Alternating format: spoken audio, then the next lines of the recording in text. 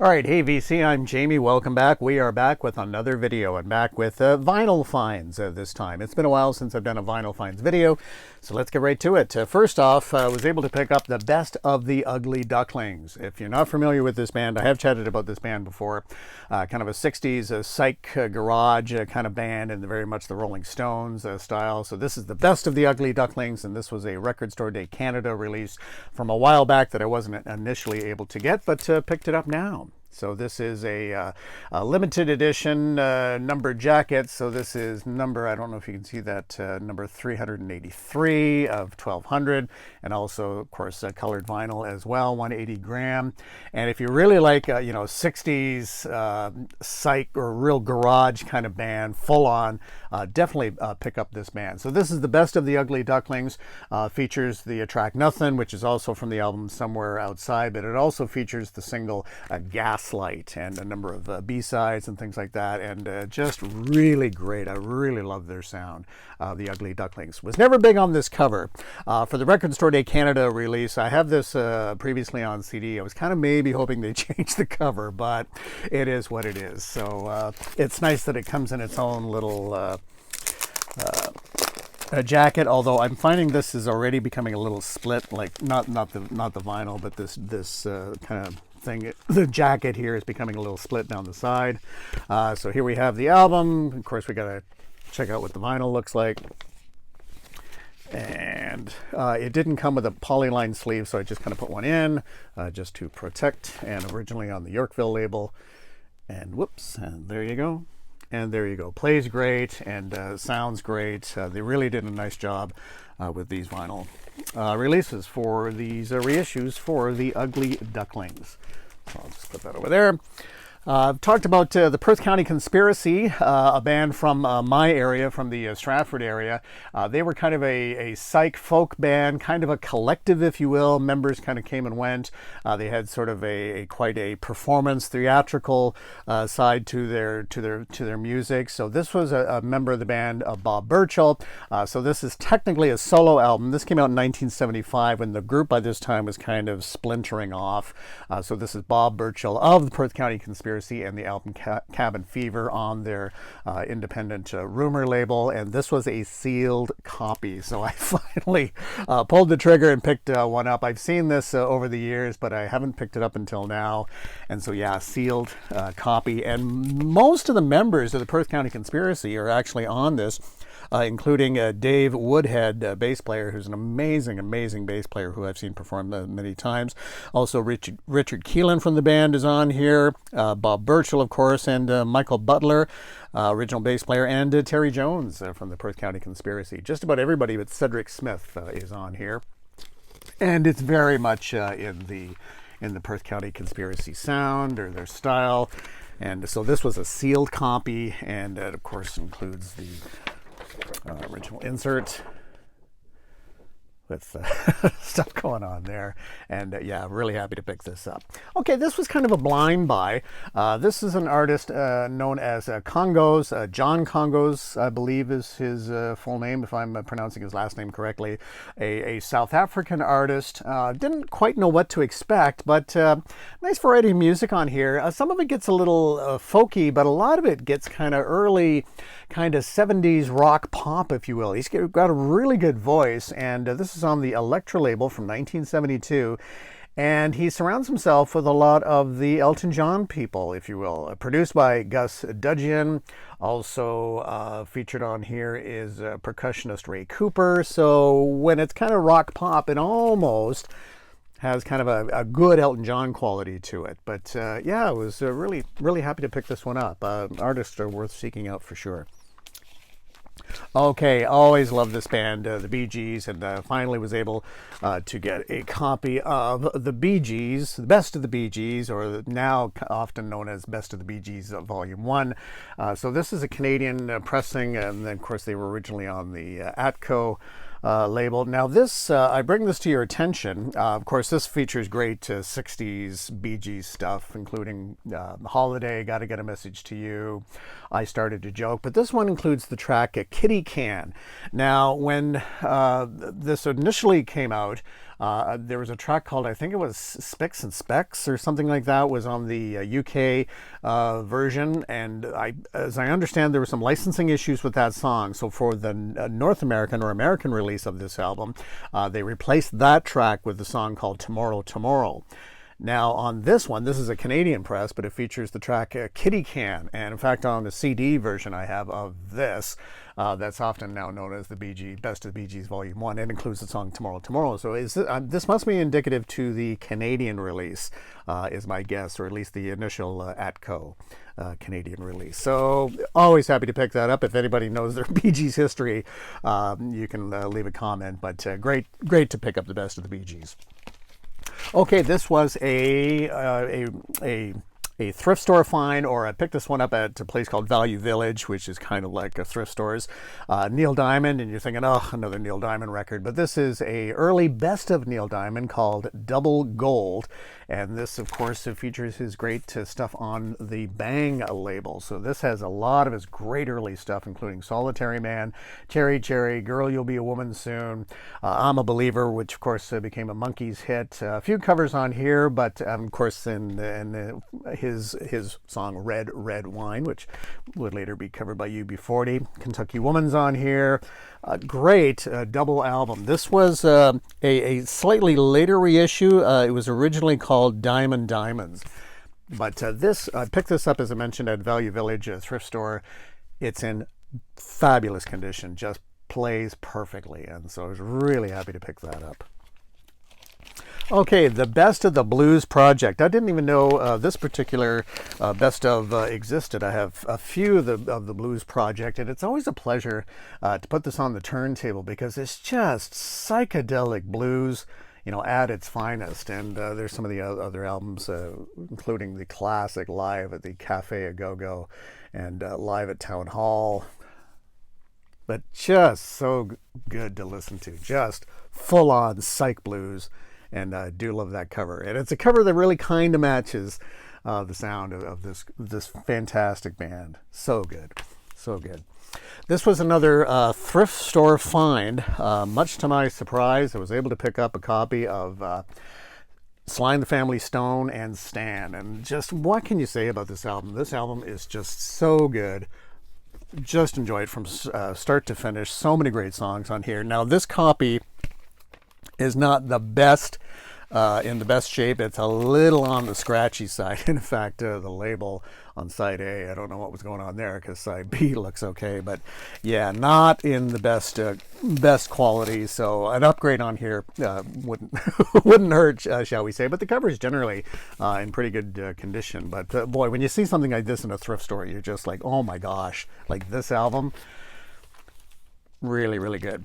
Okay, these were some other buys through like online retailers and things like that. Picked up Foreigner Double Vision. Forgot that this was their second album for the band Foreigner.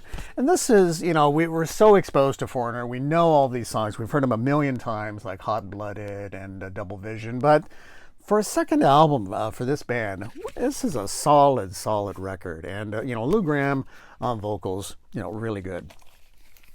Okay, Steppenwolf, and this is kind of like Steppenwolf's Greatest Hits Volume 2. This is called Rest in Peace. So this features, a variety of songs that they didn't include on the Best of Volume 1, but, solid Steppenwolf, and I do that back cover there. So yeah, this is pretty much 1972 ABC Records, and it's pretty much almost like a Greatest Hits Volume 2. Band I have a lot of respect for. Really enjoy the band Crowded House, and this is their second album, the Temple of Low Men. And I remember when this came out, and I remember being a little disappointed with it when it first came out. It just didn't have the energy I felt to the first album. Having said that, years later, I really do enjoy this album. I Feel Possessed, great track. Into Temptation. It's a little bit more down, this album, but Never Be the Same is great, and Better Be Home Soon is now just a classic. But I used to have this on vinyl. It had disappeared over the years, so nice to get it back again on vinyl as we're rebuying our collections again. Okay, Jethro Tull, and in my last video, you can check out the latest Jethro Tull book anniversary release, which spotlights the album Benefit, their third album. So this is kind of around that same time. This is Jethro Tull live at Carnegie Hall.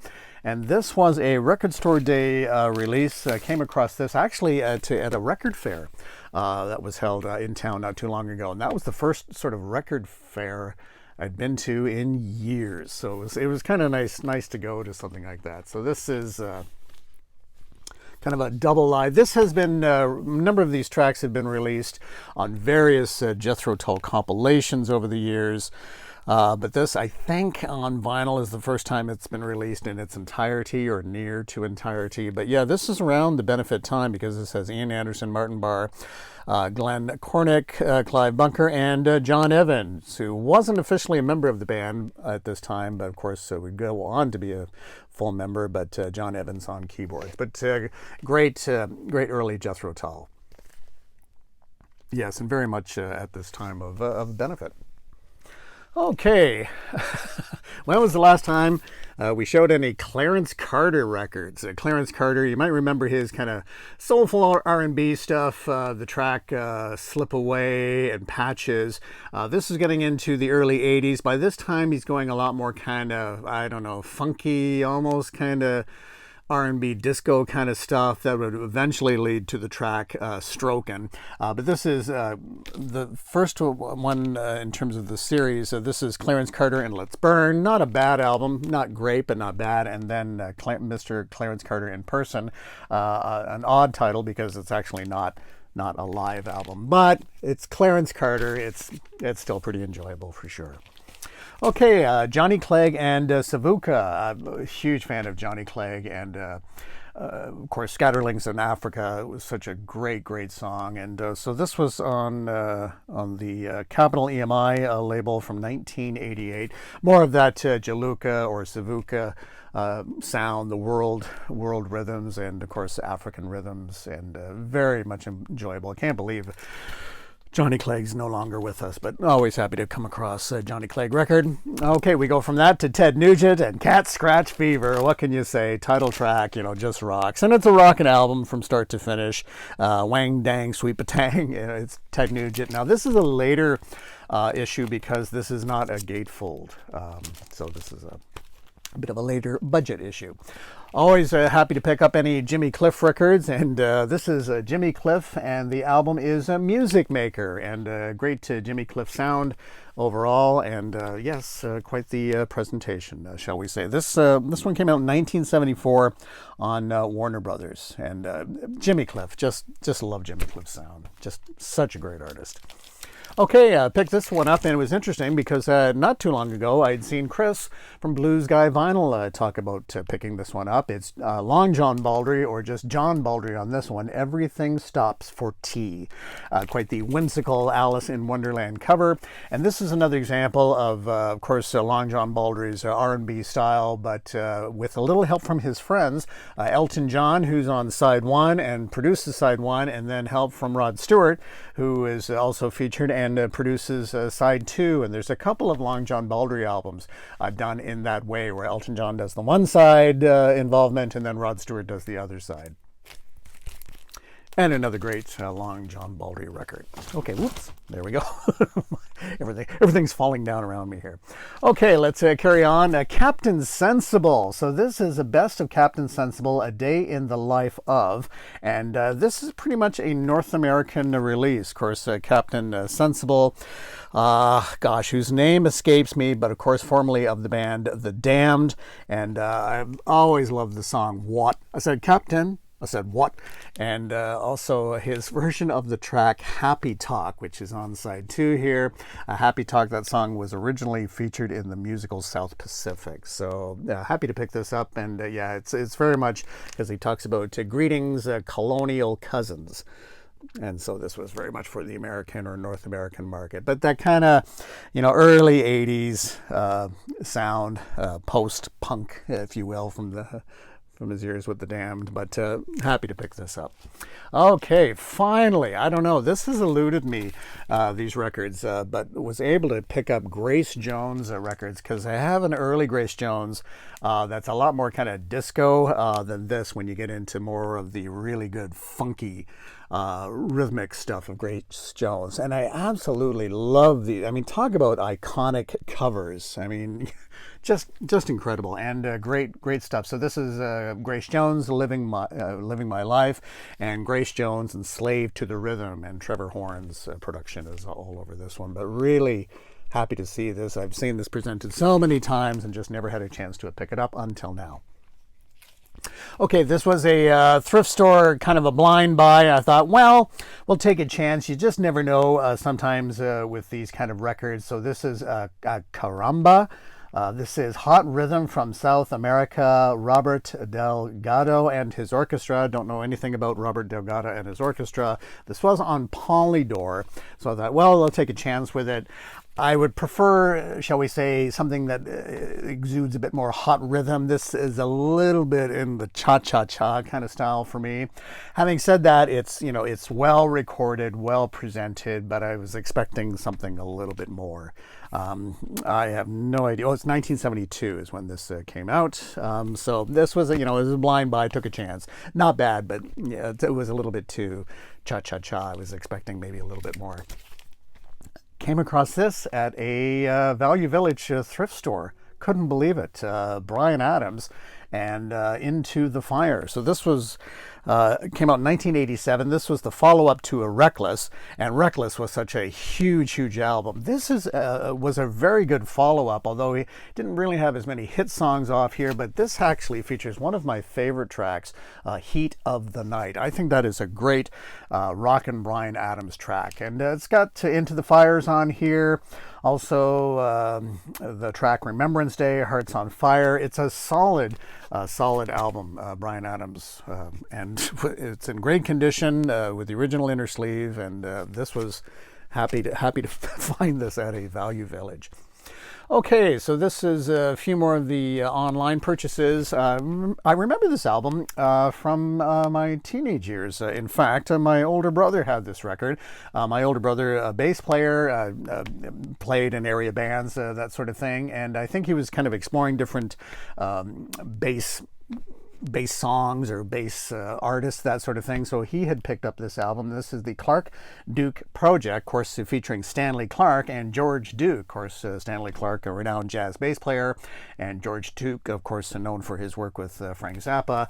Really nice album. They do a really funky version of Louie Louie, but the song Sweet Baby could have been easily like a hit for the Commodores or something like that. But really happy to see that album again.